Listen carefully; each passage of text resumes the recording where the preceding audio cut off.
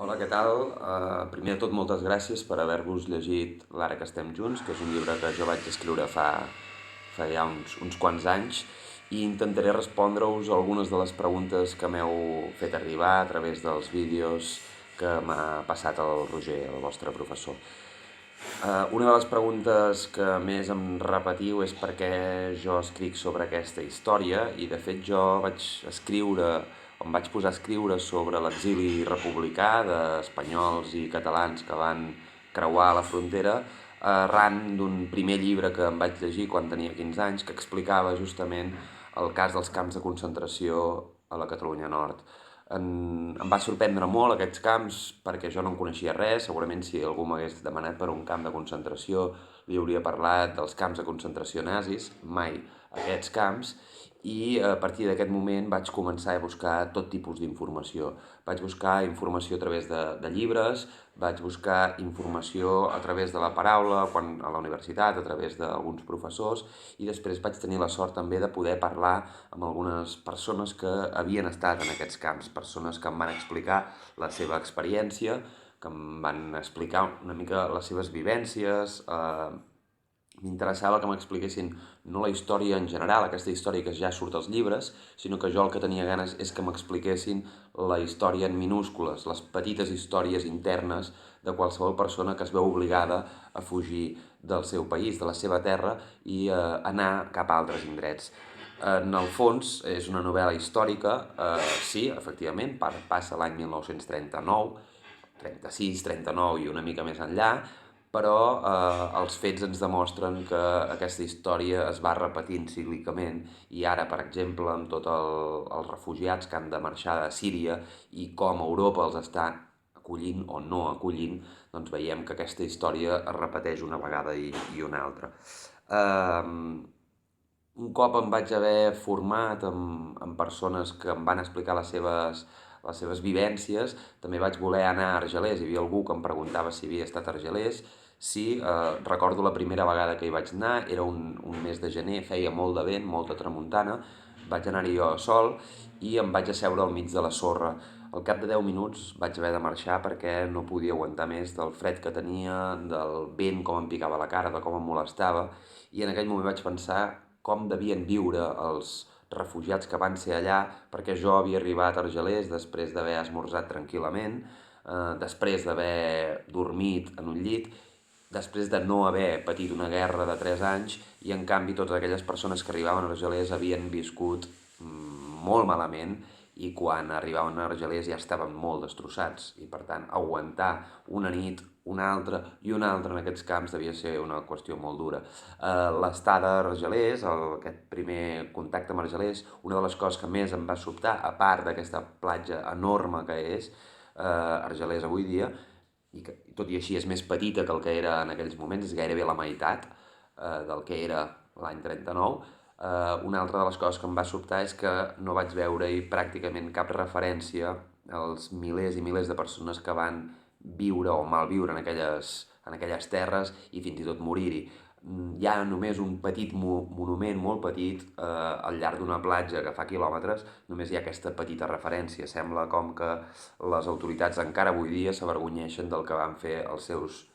antecessors i encara no vulguin reconèixer tots aquells crims contra la humanitat que van cometre. Hi havia algú que em preguntava si coneixia la maternitat d'Elna i com és que no l'havia fet sortir. Sí, conec la maternitat d'Elna bastant a fons, l'he visitat unes quantes vegades. Crec que és una experiència brutal el que va fer l'Elisabeth Edenbens, que és la infermera suïssa que va muntar la maternitat d'Elna, però em vaig trobar un problema de temps. És a dir, a la novel·la jo tenia decidit que els protagonistes marxarien del camp, abandonarien Argelers a l'estiu, i la maternitat d'Elna va ser fundada el desembre de l'any 39. Això em va impedir col·locar la maternitat d'Elna dins de la novel·la, que era un fet que a mi m'hauria agradat força, sobretot per poder explicar a més persones el cas de la maternitat i la feina que van fer.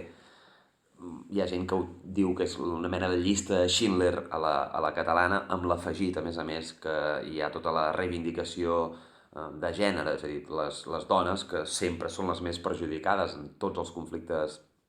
internacionals, sobretot els conflictes bèl·lics, doncs en la maternitat d'Elna crec que es remarca molt aquest fet que sí que les dones n'hi ha moltes que han lluitat i que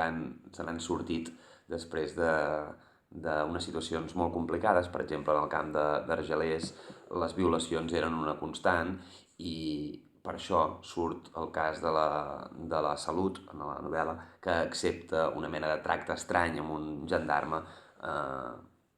No deixa de ser una violació més o menys consentida, però evidentment estan en una posició diferent, no estan en una posició d'igualtat, el gendarme té el poder i per tant l'altra persona l'únic que pot fer és acceptar les seves normes, és a dir, que també tenia ganes que hi aparegués aquesta violència contra les dones a la novel·la.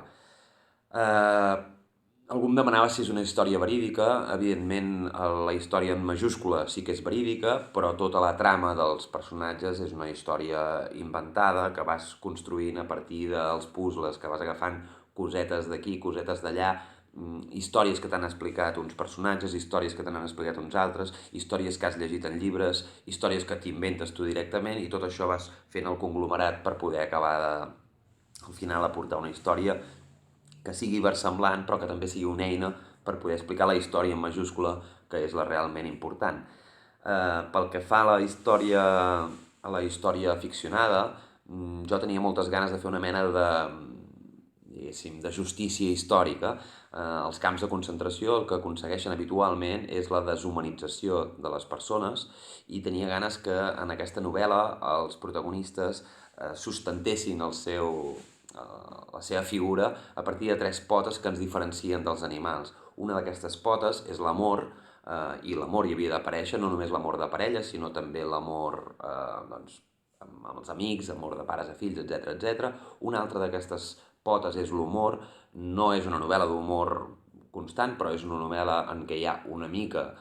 d'humor negre i em sembla que això ens diferencia també dels animals. I finalment l'altre element és aquesta creença que l'art serveix d'alguna cosa i és aquest el motiu pel qual la mare, quan acudeix en el mercat del camp, acaba adquirint un llibre de poesia, perquè justament la mare els està dient als que l'han tancat allà dins que malgrat tot el que m'heu fet, jo continuo sent una persona i continuo pensant que l'art serveix d'alguna cosa. Bé, em podria enrotllar molt més, però em sembla que amb aquesta petita resposta general que us he anat fent a tots, espero que en tingueu prou. Volia donar-vos un altre cop les gràcies per haver llegit L'Ara que estem junts i també les gràcies, per què no, d'atrevir-vos a aprendre la llengua catalana, a estudiar la llengua catalana, que ja sabeu que no és una llengua que estigui en una situació normal, és la llengua que es parla als països catalans, però que evidentment està envoltada d'altres llengües molt, molt més potents, com són l'espanyol, com són el francès o com són fins i tot l'anglès, i per tant doncs, té molt de mèrit que hi hagi persones que viuen fora del territori dels països catalans que tinguin ganes d'aprendre la llengua catalana. Us en dono les gràcies més sinceres i us envio una forta abraçada.